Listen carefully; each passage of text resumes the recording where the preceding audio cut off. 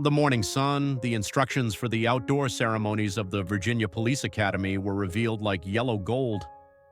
The sky was cloudless, but there was a slight shiver in the hearts of the young police cadets who graduated, along with excitement and pride. That day will not only be a ceremony, but a boundary line that will determine the direction of their lives. Families, friends, colleagues were taking their places behind their lines, waiting with flowers, flags, and hopes in their hands. The parts of the ceremony where the speeches would be made had been determined. The chief of police, the academy director, and a few local administrators. Everything was planned, everything was ordinary. Until the time when a black SUV was kept behind. The first to get out of the vehicle were the security team. Then a characteristic figure stepped forward with sunglasses and a dark suit. A woman from the crowd screamed first, and then almost all the ceremonies erupted. Donald J. Trump was walking towards the graduation without any announcements, without any warnings. The presenter put the microphone to his mouth, but he did not know what to say. Even the police chief took a distant stance. Trump didn't speak at all. I just walked. It was as if the freedom of that moment was stronger than 1,000 words. The ceremony stopped. All eyes were on him, but Trump's eye was the separation of the stage from the young people. The 127th graduating police cadets came, making eye contact. One of them dropped the cap in his hand. No one bowed or bowed. Trump's entrance to the podium came. He broke the microphone, took the place where the young police officers were sitting instead of the right way. There was no hall, there was no camera, there was no client. But it was the beginning of one of the most powerful speeches to date. "I wasn't invited here today," he said. "But I came, because there are times when invitations don't wait. They just call you." The crowd was silent. Only the sound of American flags carried by the wind could be heard. Today, you will each wear a uniform, but the real burden will not be in that fabric, but in the values you will carry under it. And this burden is not just a gun, not just a badge. This burden is the trust of the nation. Trump paused. In his voice, instead of the usual guilt, this time there was a paused responsibility. "I know," he said. "They won't vote for me today, but they're here, those who don't like me.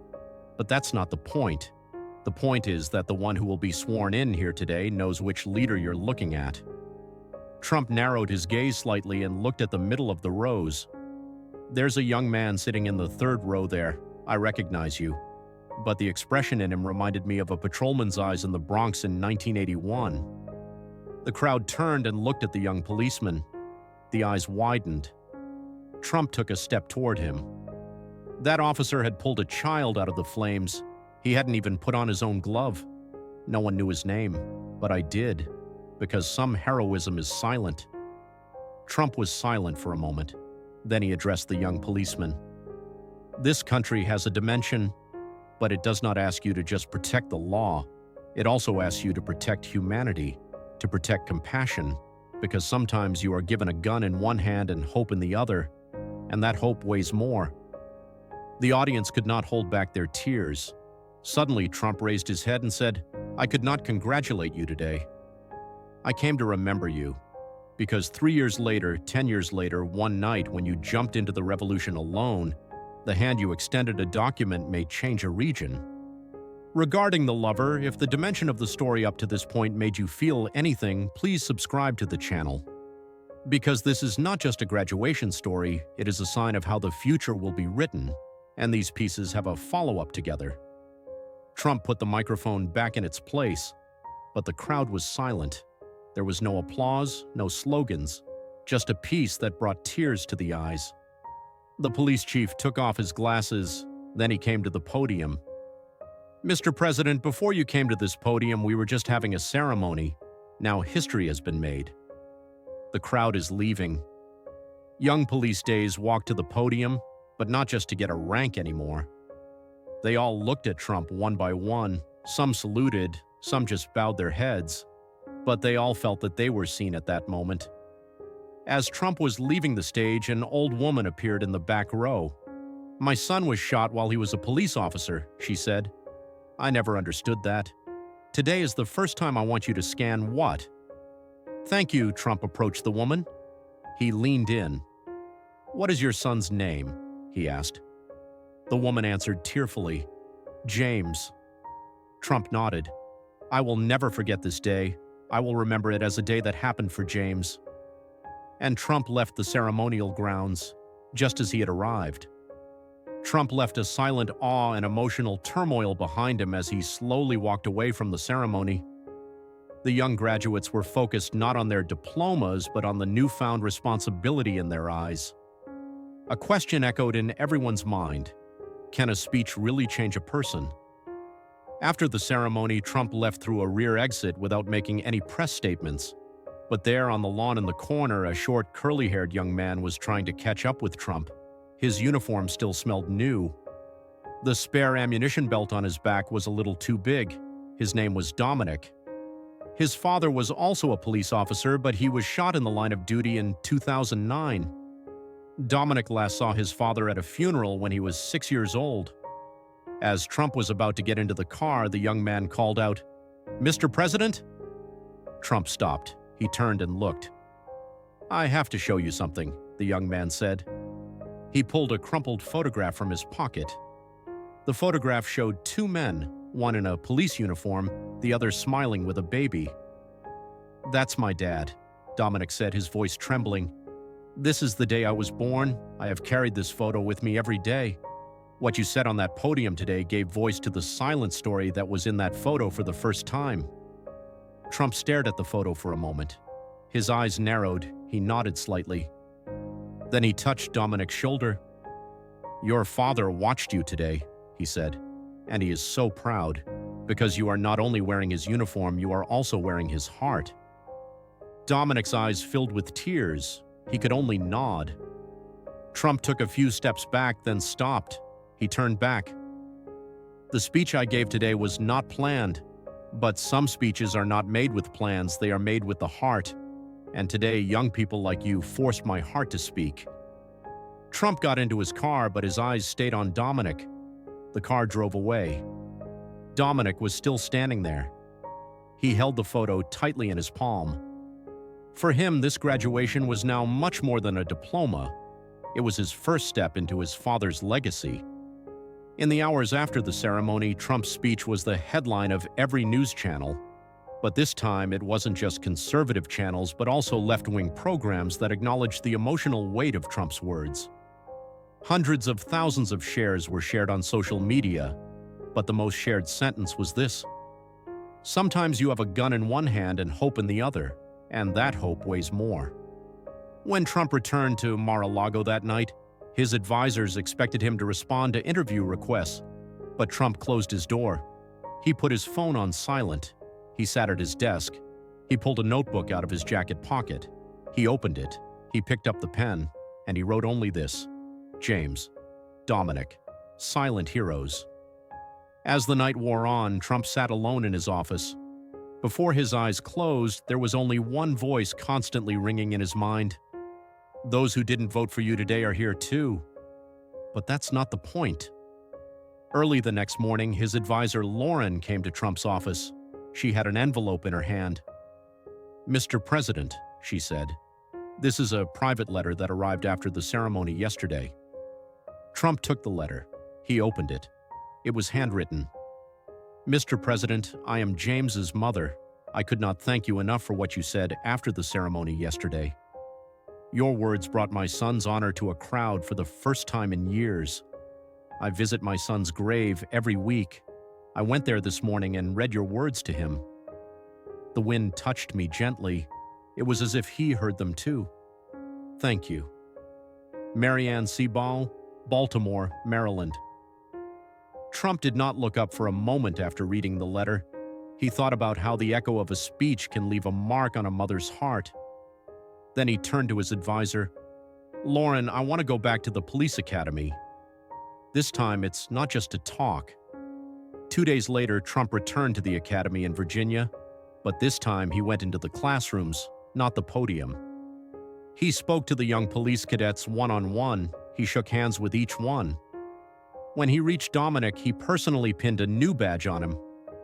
This badge, Trump said, carries you not only authority but also a memory, because the future of this country will be written by your power to embrace its past. Dear viewers, if these lines touched your heart, subscribe. Because this is not just a visit from a leader, it is a story of transformation, and we will continue to witness these transformations. As Trump left the Academy building, an old man was waiting at the door, a retired police officer. "I am Captain Everett," he said. "I graduated in 1957. I have seen many leaders, but this is the first time I have seen a leader enter silently, then silently touch our lives." Trump shook the man's hand. "You paved the way. I am simply reminding you of that path." That day, as Trump left the Academy, hundreds of young police cadets were behind him. No one was talking, but their walk was different. Their heads were high, their shoulders were proud, and perhaps that day Trump had not just attended a ceremony, he had built a new value. The second week after the ceremony, a completely different atmosphere permeated the Academy campus. Everyone who entered its doors felt as if they were stepping into a living memory, not an old structure. A sentence written in large letters was hung on the board at the entrance to the building. "Sometimes you are given a gun in one hand and hope in the other, and that hope weighs more." Donald J. Trump. Next to the photo was a portrait of Dominic's father, James, in uniform. Underneath was the following sentence: "Those who keep the faith do not die, they are remembered." This was a ceremony that was engraved in the memory of not only the graduates but the entire country. The president's name had transcended political meanings and had become a part of a generation's memory, not with his powerful words but with the value he gave to silence. But that day, Trump would return, for the last time. This time, not in front of the public, without lights, without cameras, with only a call from within. Trump walked to the small ceremony area at the back of the Academy building. He held a bouquet of carnations. He climbed a few steps and looked at the silent plaque beneath the podium. James Carter, police officer killed in the line of duty, 1980 to 2009. Trump placed the flowers in front of his knee. He took a few steps back. Then he slowly crouched down. He spoke to no one. He simply bowed his head. The moment was different from the noisy rallies, the live broadcasts, the crowded scenes that had become synonymous with his name over the years. Trump closed his eyes. He whispered a prayer. Then he pulled a small note from his jacket pocket. It was curled up. The blue ink was still fresh. He placed the note on the corner of the tombstone. "No one may know your name, but I will remember it. Everything you sacrifice for is now a responsibility on my shoulders, because true leadership begins where names are forgotten." DJT. At that moment, someone from the Academy approached with silent steps. Dominic and a few recent graduates. Their uniforms were brand new, but the determination in their eyes seemed to carry years of experience. Dominic approached Trump. "Mr. President," he said, "in your words, this uniform is no longer just a piece of cloth. It is like my father's heart." I heard his voice for the first time. Trump touched the young man's shoulder.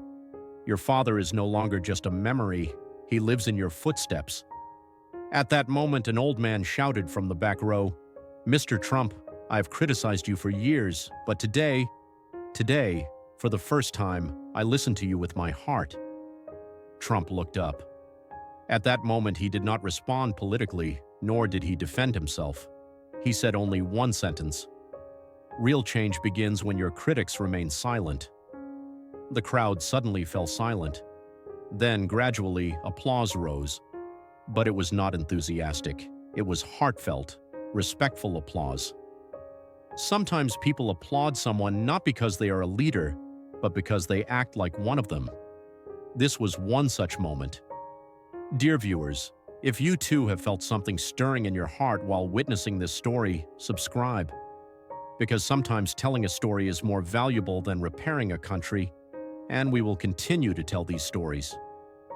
Before leaving, Trump turned to Dominic and said one more thing. "I have a favor to ask of you. Start a tradition at this academy. Every new graduate on the day of the ceremony put a flower in front of this tombstone to remember, to say thank you silently." Dominic nodded. I promise, Mr. President. Weeks later, this tradition was officially added to the new curriculum at the academy. Now, on every graduation day, the first duty ceremony began with the laying of flowers on the tombstone. This tradition spread not only to the academy, but also to other state academies, like a silent chain. Each flower was a new responsibility. Each ceremony was a salute to the silent heroes of the previous generation. One day, a columnist for the Washington Post described the incident with the following headline: "Trump's quietest speech created the loudest echo," and then added the following sentence: "Perhaps leadership is not about shouting the loudest, it is about silencing the deepest pain." Dear viewers, these lines may be closing, but this story continues with every flower. If you have a silent hero inside you, share it in the comments, because names are forgotten, but stories live on, and our channel is the home of these stories. Subscribe, because the next story may be your story. And Trump walked silently once again. This time he really never looked back. But what he left behind was not just a ceremony, it was a feeling that echoed in the conscience of a country